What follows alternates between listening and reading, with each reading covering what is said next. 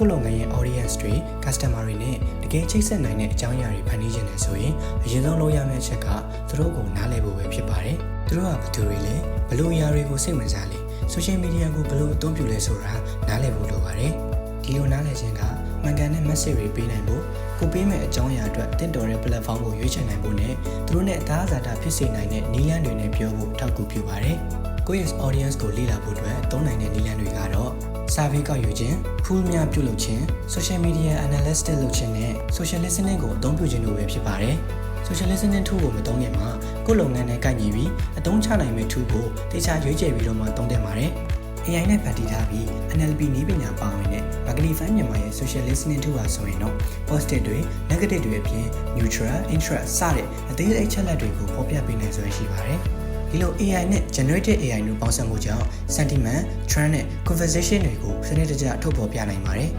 Magnify မြန်မာရဲ့ social listening tool ကိုအသုံးပြုခြင်းက consumer တွေကို brand နဲ့ပတ်သက်ပြီးတော့အကောင်းပြောနေလားအဆိုးပြောနေလားအပြင်ဘလို့အကြောင်းအရာမေးခွန်းတွေကိုစိတ်ဝင်စားမေးမြန်းနေကြတယ်လဲဆိုတာမျိုးကိုပါအသေးစိတ်သိနိုင်တဲ့အတွက်ကို audience တွေကိုအပြည့်အဝနားလည်စေနိုင်ပါတယ်။အခုလို audience တွေရဲ့အကြောင်းကိုနားလည်ဖို့အတွက် Magnify မြန်မာရဲ့ social listening tool ကိုအသေးစိတ်သိရှိလိုပါက www.magnifymyanmar.com ကနေပြီးတော့ဝင်ရောက်ကြည့်ရှုလေ့လာနိုင်ပါတယ်။